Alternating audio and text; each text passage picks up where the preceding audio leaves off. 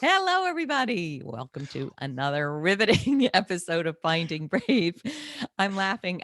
I cannot wait to have this discussion with the fascinating Robin Dreeke.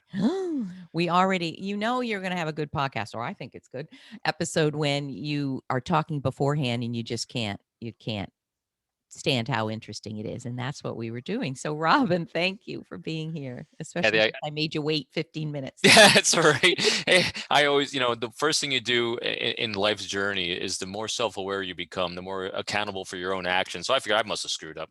It's me Of course, you somehow. didn't. And boy, you sound like a therapist, and everyone you're going to hear, this is just an amazing person. And we are talking about this and a million other things, but keys to building trust and rapport. And I think we're also going to talk about when you walk away and don't want to do that, and when is it manipulation, and when is it transparent. And it's going to be fantastic. So let me tell you a little bit about Robin, and then we'll get right to the heart of it. Robin Dreeke is a best-selling author, professional speaker, trainer, facilitator, and retired FBI special agent. Hi, and chief of the Counterintelligence Behavioral Analysis Program. Robin has taken his life's work of recruiting spies and broken down the art of leadership, communication, and relationship building to 5 steps to trust. We're going to get into that, I hope, and 6 signs of who you can trust.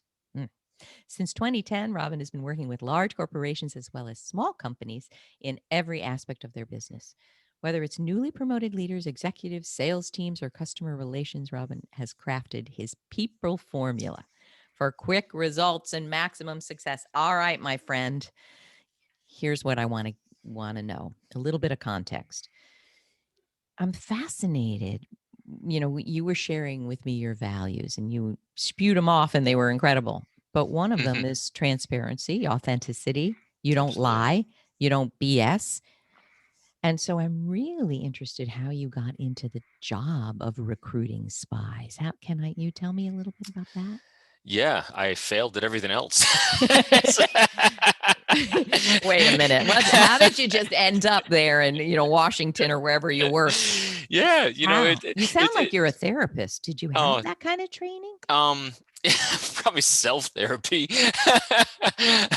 First things therapists do is go through their own counseling sessions. Oh I know, yeah, they better. I did the whole sequence for it. So it's really funny. I laugh about that, but it's really true. When I was younger, I want to go to. We had a friend of the family that was a retired Navy pilot during the Vietnam War, and he was a United Airlines pilot, and I came up in a family with zero money. Neither of my parents went to college. Wow. They were very blue collar worker, and I grew up in upstate New York, not too far from you Yeah. where you live.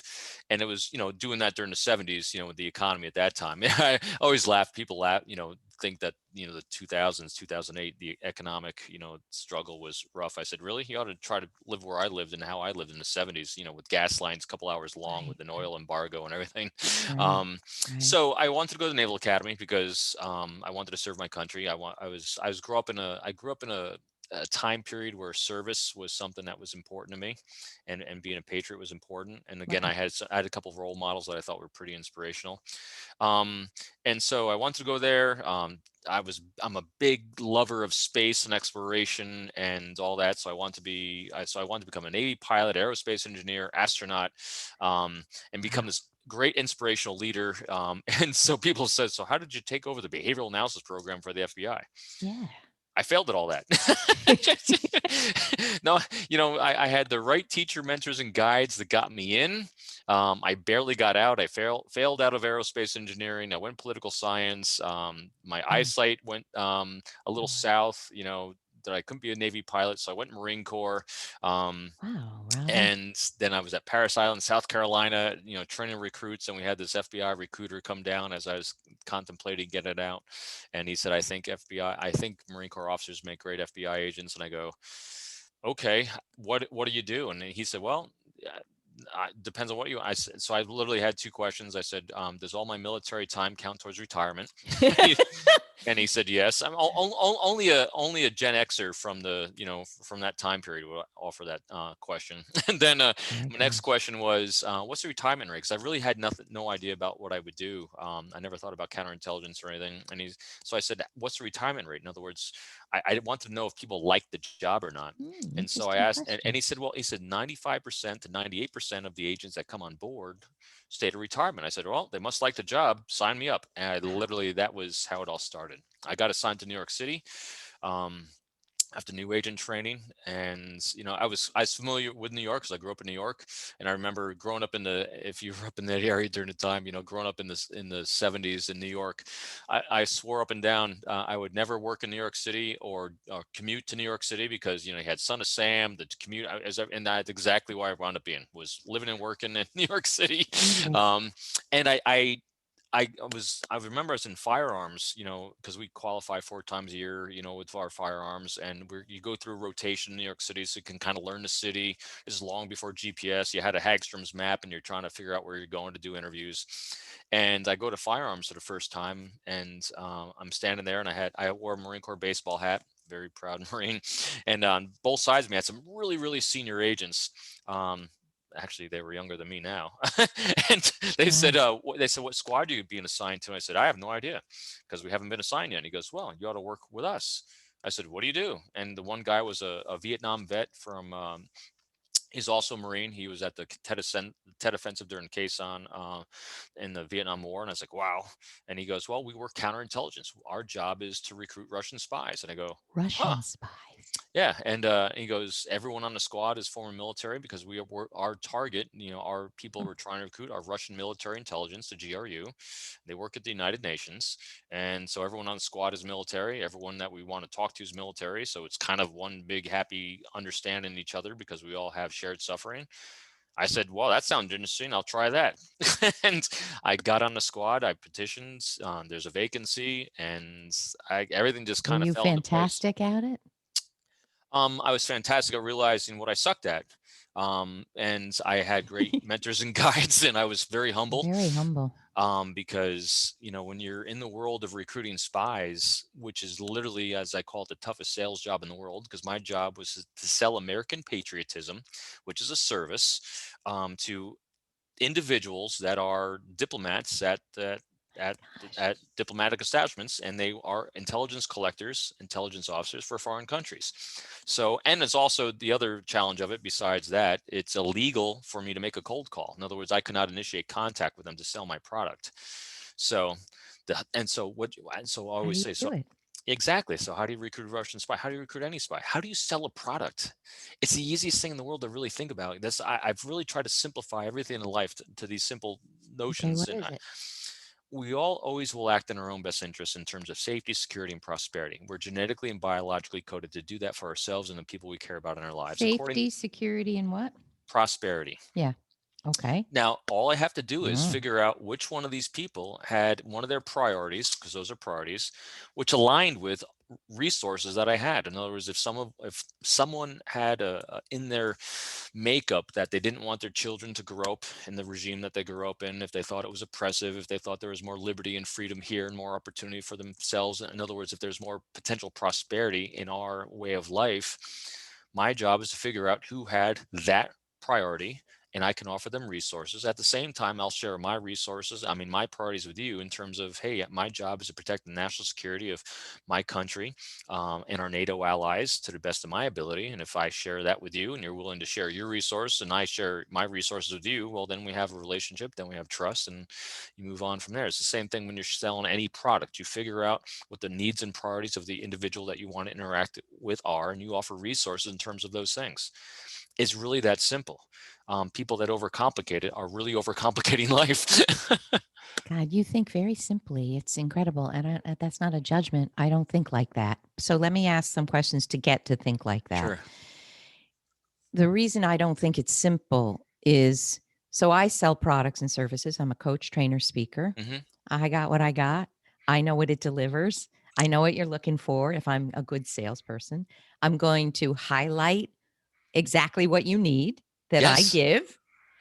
and and I'm going to listen very carefully to where your needs aren't being met, Yes. and I'm going to nail it. And I'm going to get the Yes. gig. Yes.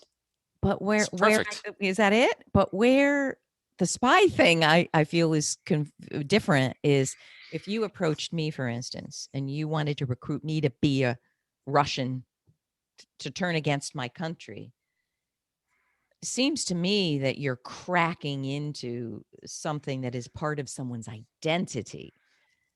Did you ever think you had to crack into someone's identity to sell them a product, or did you have to just discover which of these potential clients had those priorities, or in some instances maybe you helped them discover a deficiency in their life that they might not have been aware of that they had?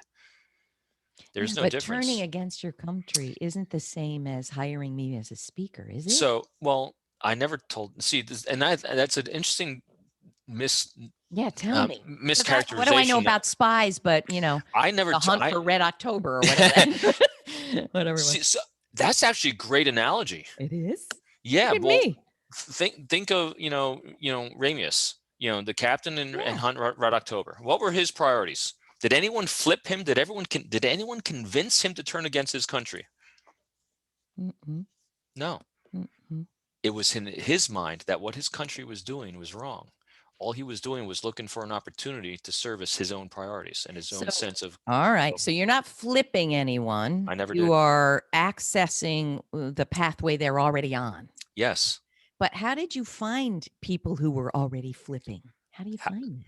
Well, how do you find any potential client? You talk to other people, you talk to people that they're in contact with, you look for Okay. signs, you look for leads, of different individuals that might be dropping hints that they or interest that they might have in certain products and services, and you just pay attention to people that deviate from a normal pattern of behavior for someone that's in that line of work. And then if you see a different deviation from a normal pattern of behavior from someone in that line of work, you try to create access points, where you can offer them, you know and so you can kind of just feel out, Yeah. is this a real access point? Is this something that, in other words, you're just trying to discover the priorities in any way you possibly can.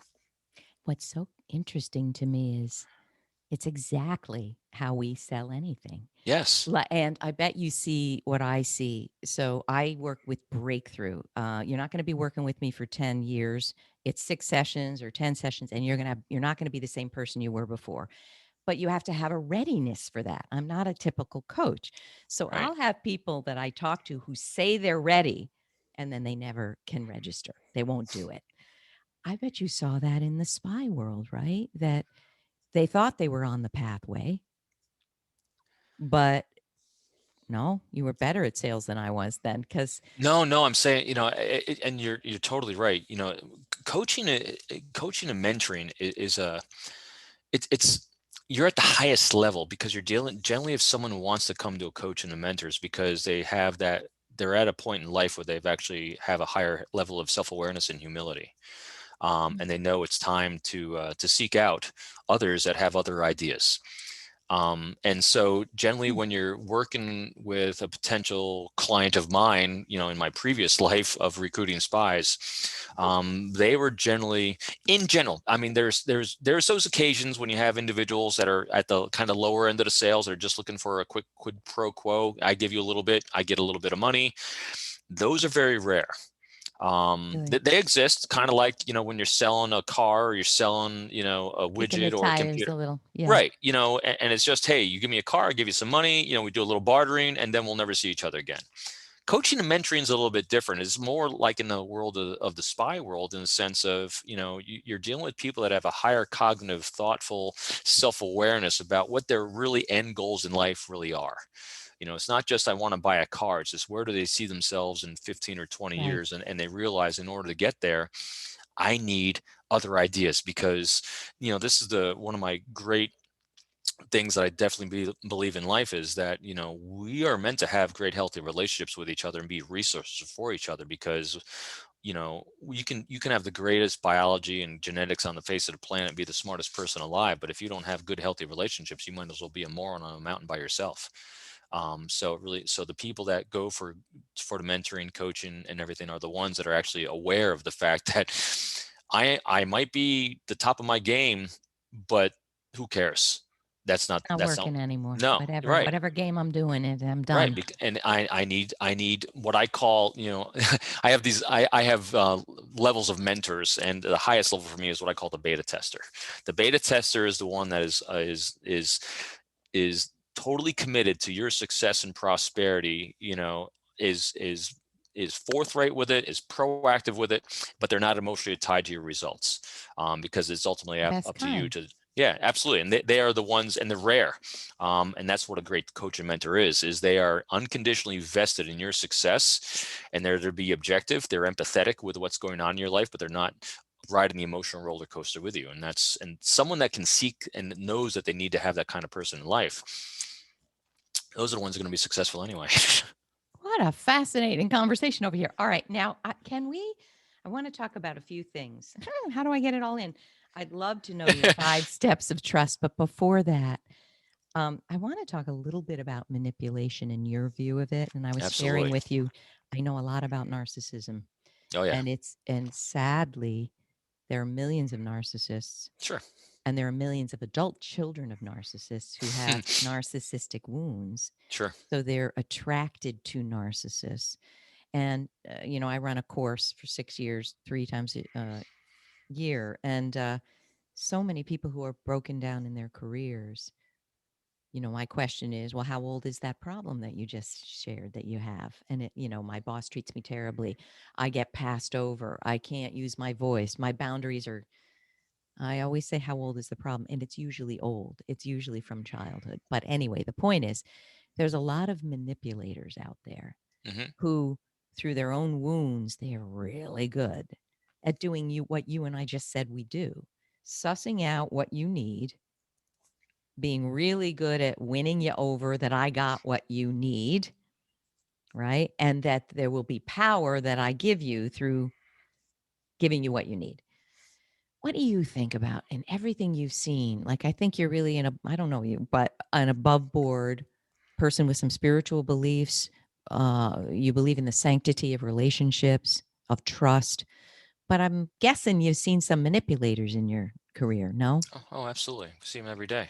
What do you say about manipulation? Just let me hear your thoughts. So manipulation. So I always love giving labels and meanings to behaviors, because once you give labels and meanings to behaviors, you recognize them more easily. It's what I call the I new car effect. I do that Um, too. yeah, Frameworks. because, Just give me a yeah, framework. yeah, I need something. because once it has a framework, you see it and you can avoid it, and at least recognize it, and you recognize it for others. And so manipulation to me is any attempt of control of actions, thoughts, or time with the use of subterfuge or deception. And the key there is being subterfuge and deception in any way. My fail safe to avoid manipulation at all costs is full transparency. When in doubt, when someone poses a challenge or a question with me about what should I do, Robin, if I can't come up with a solution that makes it about the other person, because ultimately every human being, we're genetically and biologically coded, as you know, is we want it to be about us. We want to be accepted by others, and we want to be valued by others. The way we do this is to make sure that we're making the conversation about others with sincerity, genuineness, and transparency. So we're going to seek the thoughts and opinions of others instead of giving them ours. We're going to talk in terms of their priorities instead of ours. We're going to validate them without judging them. In other words, be non-judgmentally curious about them. Doesn't mean you agree with them, just means curiosity is a beautiful way to validate. And finally, we're going to give them choices. So when you're doing at least one of those 4 things and everything you say, the conversation shifts to them. It demonstrates value, demonstrates affiliation. When you're doing this with transparency, that's what relationships are based upon. It's about how you build those. And so what manipulators will do is, and I deal with a lot, and you know this in this industry, when your job's to coach, mentor, teach, train, be a resource for companies being successful, organizations being successful. The one difference between what I profess and what I do, and other people potentially, not everyone, but is I don't tell you how to win, because winning's about you. I tell you how to be a resource for the success of those around you, because the most important thing to me is to build those relationships, be a resource for others. And in doing that, the most important thing in the world in business and personal life is building that great personal brand, because your personal brand transcends everything. I mean, the FBI was under still is, major criticism from both sides of the aisle for the last 4 or 5 years, before I even retired.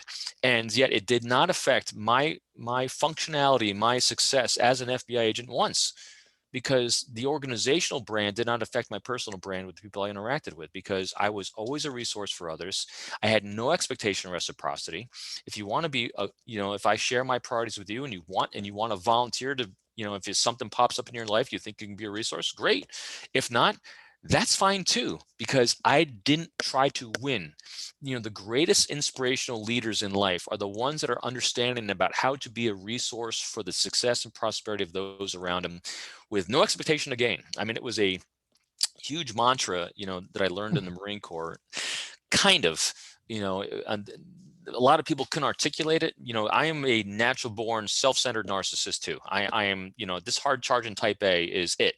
I call my 3 books I wrote my manuals on how not to be the moron I was born to be, because I Well, wanted. humans are self-oriented, let's face it. Yes. And when you It's notice, our nature. and when you have the understanding of the things I need to incorporate, add to myself, you can start mitigating those things, because I love emotional intelligence. I love EQ, and the whole paradigm of that is that you don't have to stop trying to be who you are, because you can't. What you can do is, though, you can add a lot of things to yourself to mitigate the things that might have been out of balance. And so I've spent my entire life adding a lot of things to try to mitigate, and so I can make it about others. Because everyone always said, when I was failing in leadership positions, they would say to me, "So, well, you just need to make it about everyone else but yourself." And I'm like, "Oh, that sounds great. I thought I was. How do I do that?" And he goes, "I don't know. Just do it." They And then said you talk fast here, Rob. They said to you, stop making it about you, make it about others. And you're like, great, but give me strategies how? for that. And they had no idea. Well, now here's how. You seek their thoughts and opinions instead of giving them yours. You talk in terms of what's important to them instead of yours. You validate them. In other words, have that non-judgmental curiosity instead of judging them and arguing their context of how they see the world through their particular optic. And if appropriate and when appropriate, you give them choices. It's really that simple. If you want to tell, But there's another one in there. Listen, what's you've that? written how 100 books here.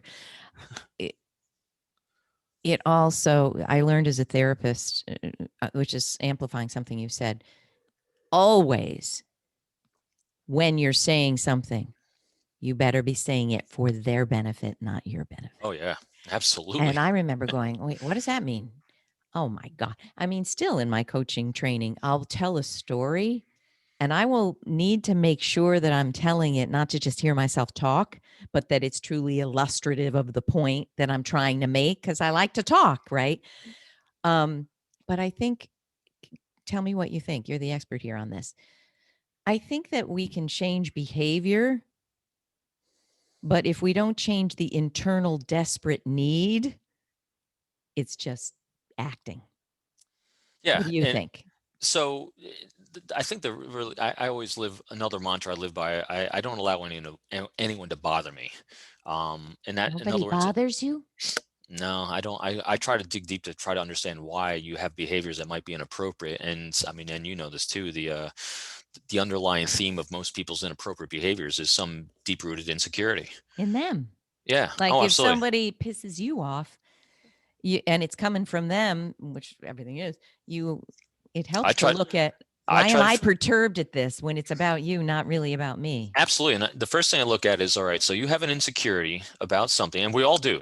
I have this philosophy: we're all born perfect, and the world messes us up for the first, developmental stages of life until around the ages of 19. Then we spend the rest of our lives trying to overcome those insecurities that was inbred in us. And so if you have an inappropriate behavior, the first thing I do is take accountability for, what did I do to flare up your insecurities? And then as soon as I identify what the insecurity that you have is, I'm going to validate you. In other words, be curious about it, not judge you about it, so I can get you to lower your shields so you can stop worrying about being judged, so you can get that insecurity out of your way. Is let's realize you don't have to be insecure around me. I will find your greatness. I don't care whether it's professional or personal. I will find an area that you are a beautiful human being in, so that you will not bother me. Doesn't mean I'll agree with you necessarily. Doesn't mean I'm going to be your best friend. It just means that I can now communicate with you in a way that I'm not judging you in any way. And I've had massive practice, because I've worked with espionage subjects. I'll tell you, half the espionage subjects in the world are also pedophiles. They are because a lot of times people that Oh, are, because if you're doing a behavior that's betraying something, that's, I guarantee you, that's literally it's not the only thing going sideways in your life. There's a lot of other things that So you cause. mean these spies that you've recruited are also doing these other things? Is No, that there's so many different types of people. So the individuals I worked with, that you're trying to recruit to that are foreign intelligence officers working on behalf of their countries. They are literally the highest level of intellectuals and diplomats and everything from their country, because their job is as intelligence collectors. Their job is being tasked by their government to jeez. gather information in information gaps that they have that can save their economic thing. I mean, right now, so I guarantee you this. What do you think is the most critical intelligence gathering bit of information every single intelligence organization in the entire world is working on right now today? How Biden's going to change what's going on? No, What? COVID. What are they COVID. looking The, for? the Oh, the vaccine or how to vaccine, use absolutely, vaccine for and COVID, how the first responders are dealing with it, how lockdowns are going with cause and effect of that, because that affects what? It affects economies, it affects functioning of everything? governments, right? Absolutely. Biden, who cares?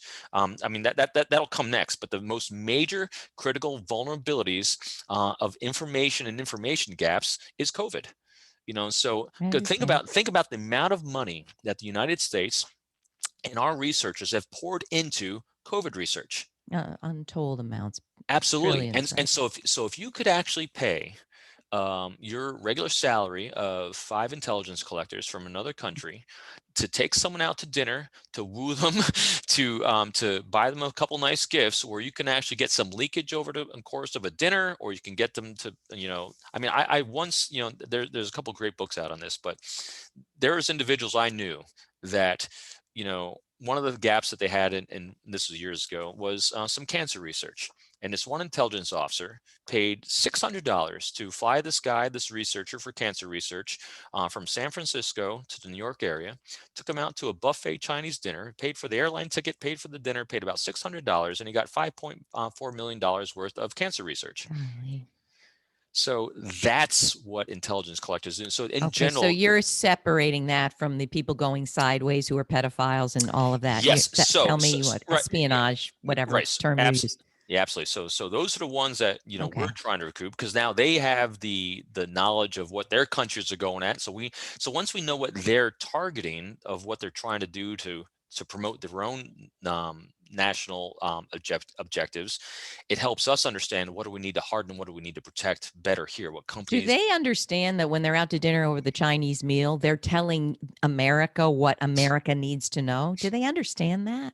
Some do, some don't. Yeah, very. Most of them are Are very they just so unwitting. excited to talk about them Well, yeah, and what they're doing? because the greatest recruiters are doing what? They're seeking their thoughts and opinions, talking in terms of their priorities, And we all validate. feel good. We get bamboozled, like Dopamine, woohoo, dopamine starts flowing, and little if they, drink, little sake, whatever. I'm not there you go. ridiculous. All So right. so now on the opposite side, if for the espionage subjects that we have, those are the ones that are actually committing crimes against the United States.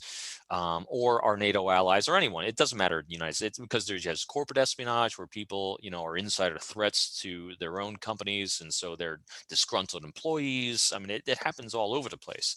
Those are the ones, if you're willing to betray trust in one aspect of your life, the likelihood of you betraying a trust in another aspect of your life, or being like you're already talking about narcissism and everything, being so self-centered that one, you feel a victim, and you feel like you're vengeful, you have to get back at people. And if you live a life as a victim, you're going to take it out on a lot of things and a lot of people, not just in one area, in general. Wow, Robin, you you know a lot. I got a crazy question for you. You said nothing's off the table, right? Um, how do I want to put this? A lot of my friends who became therapists said, geez, being a therapist is hard on a marriage because you know a lot. You know what I mean? Uh-huh. You're like, I know why you're doing that. And I know exactly why you're saying that. I know where that came from. And a lot of spouses go, oh, here she goes, or here he goes, therapizing me. Do you find that having this is just not what we plan to talk about, but having relationships where you understand so much of what is going on between people, does that ever feel difficult? It's very calming. Uh, Calming. yeah, everything in my life is pretty calm. And it's mostly because I Why is that calming? because I don't judge it. Because I mean, when you spend, and you know, for me, I've spent a lot of my life, my professional life, having to talk to and interview people from all over the world, different everything. Because every time a conflict broke out somewhere in the world, I had to interview everyone from that country here.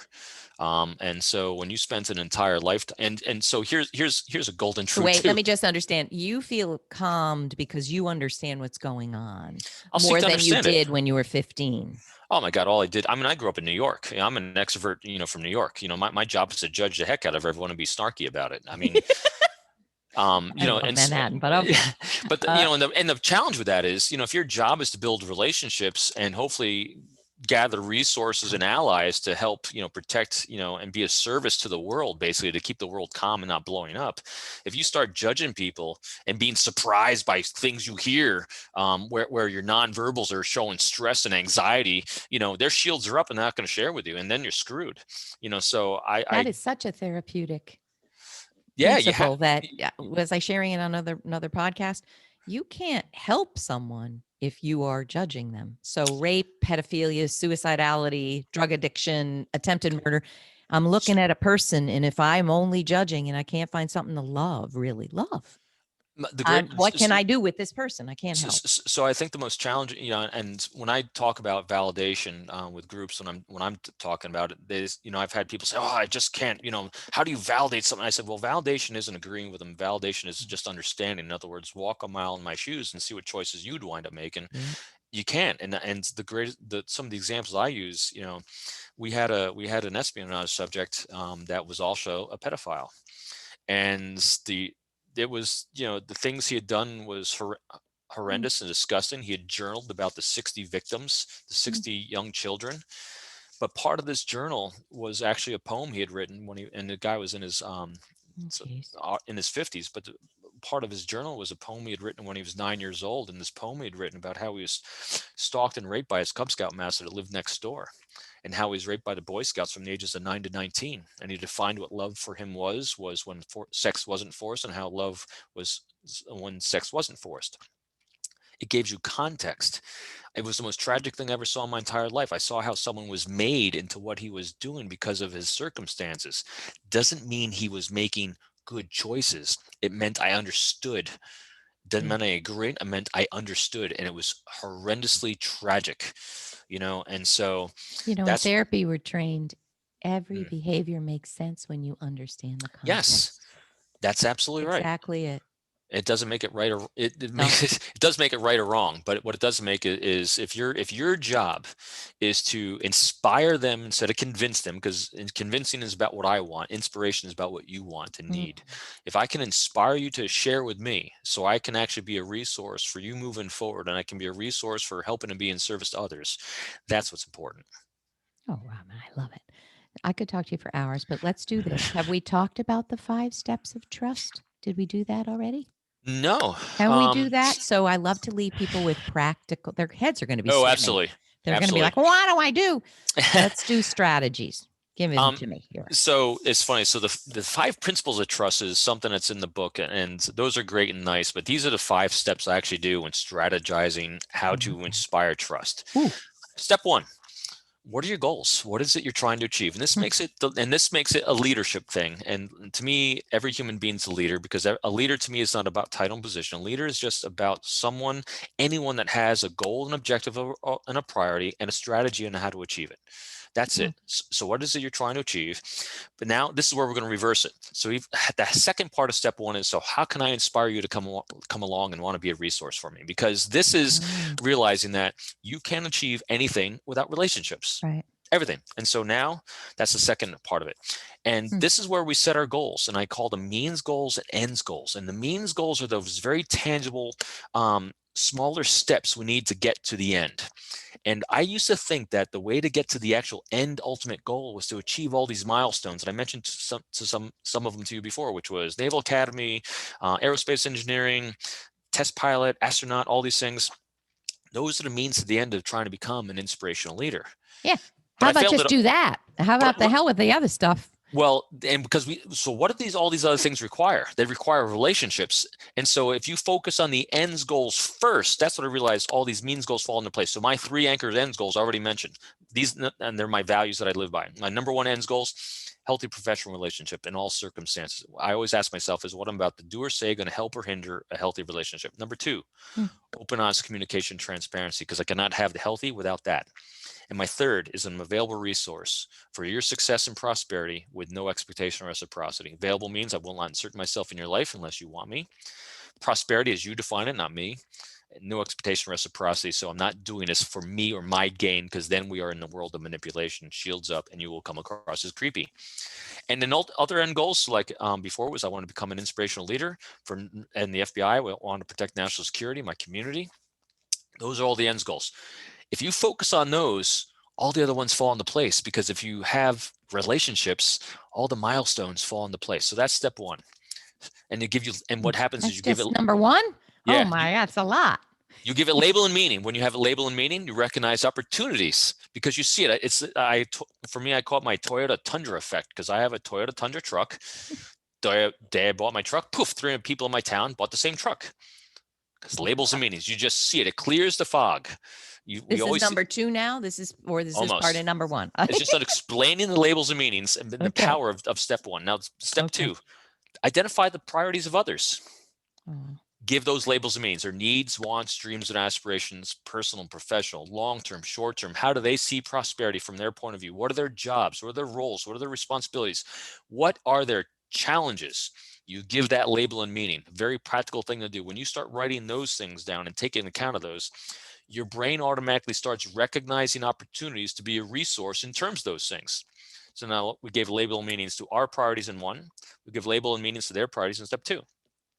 Step 3, understand their context, how they see the world through their particular optic, their values, their generation, their ethnicity, their orientation, their demographic, their economic status, social status. This is just, in other words, see the steps they walked in life with that non-judgmental curiosity. And this is where we're going to build our overlapping too, with potential commonality. One of my favorite commonalities I love with human beings is traditions growing up that we had. I don't care where you are in the world, you have a tradition that you had growing up. So did I. They don't have to be the same. Just the fact that you had one, and you'll share it with me, and I'll share mine with yours. And mine is also as kids. I suffered proud parent syndrome.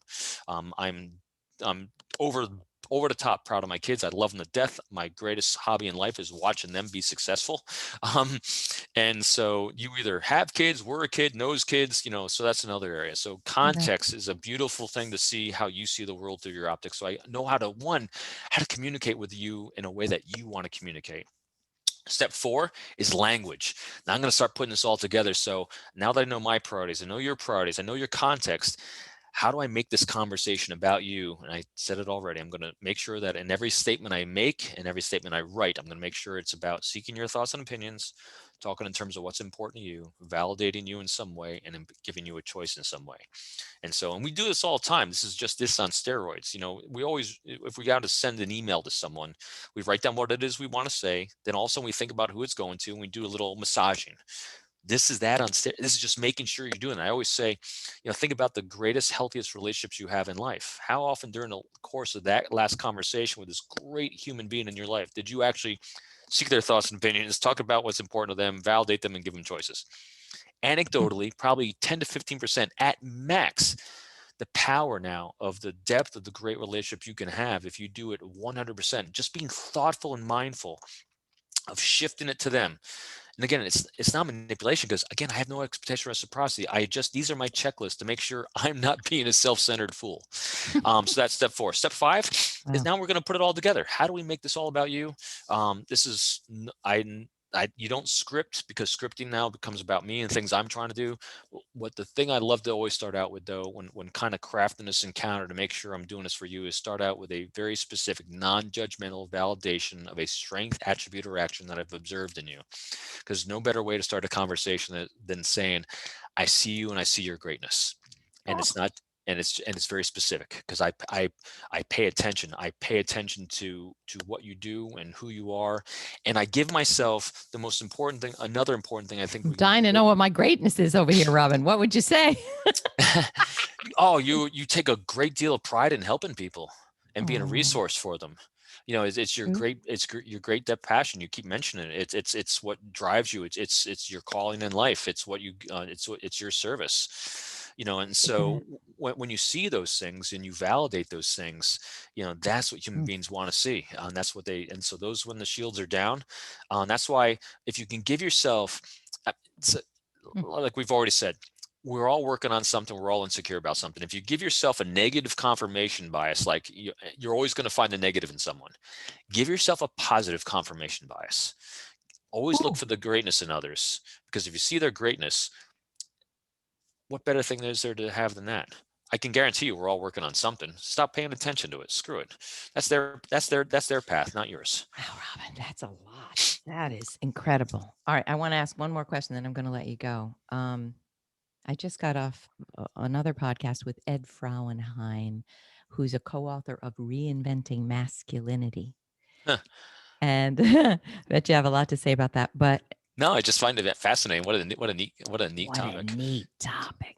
But we were talking about, and yep, I'm a feminist, but I'm for all people and equal rights, but tell me what you think. I think that we were talking about how, quickly, in a patriarchal world, the masculine is a certain thing. It's a rigid gender stereotype. You're strong, you're dominant, you're assertive, you get things done, you're not emotional, you're not vulnerable. The feminine is soft, malleable, pleasing, connective. Do you find, I have a feeling I know what your answer is. Do you find that any of this stuff is more difficult for men than women? I get asked this a few times, and believe it or not, I've never, in my line of work recruiting spies or anything else, or even in my own company, I am I've been come I'm extremely, and it might be even a deficiency of mine. I'm gender blind, I and knew you were going to say that.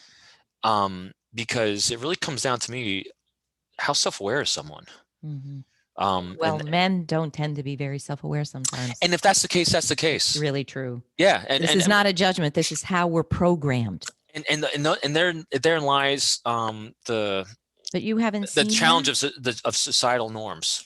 Right. I think it really depends on where and how you grew up. Totally. um And your yeah. social, cultural, societal, Yeah. all of those influences, Yeah. And also, so I've said it already. Everyone's born with at least one superhero strength. um I'm not quite sure what mine is, but I think one of them might be, I never placed the blame of my circumstances on anyone else. And so every time I had a humbling moment, which are vast and many, like many of us, I never blamed anyone. I was like, what did I do?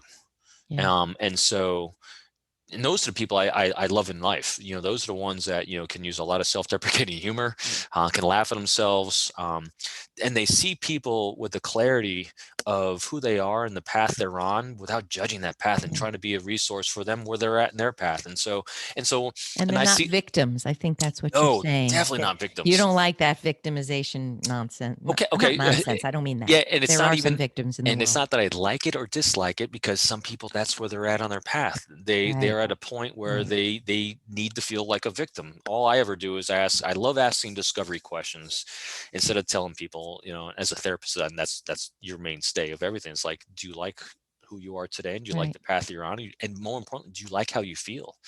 If you don't like how you feel, all right, how's what you're doing helping or hindering that? So to me, it Oh, all comes down awesome. to Mhm. self-awareness. And so I see self-awareness as, yeah, and you're right. I'll definitely say it can be more challenging for males in different, especially in different parts of the country, different Yes. parts of society. In other parts, not as much. um Wow. and I've seen up and down and all over. That's why I'm kind of blind to it, I guess. What a unique individual. What would I say your area of greatness is? You know what I'd say? You have taken so much time and effort to be able to make sense of a reality that is helpful for you and for others. That's what I would say. Does that make sense Oh, to you? yeah, it does. Thanks. That's very kind. I try to see the world as the Matrix. You just see the you see the code behind the behavior. That's what you've done. Yeah. to help you make sense and others make sense. Oh, I love talking. You got to come back again. We just touched the surface. Where can people learn of you? Where do they get your book? Where do they hire you to speak and help your organization? And I hope you'll indulge me. I didn't get a chance to tell you ahead of time, and so if you need to, cut it out. But so my website is the end all be all stop all for everything. That's peopleformula.com. Got it. And you can, links to my books are on there. They're on Amazon, Barnes and Noble, all that. I have three, and they're all Wow. about this. The one's about rapport, the next about trust, and the last one is about assessing others, so you can understand them at a deeper level for a great connection. But the big thing I've been doing, I really try to be a service for others, and that is my online training. I do a lot of online training.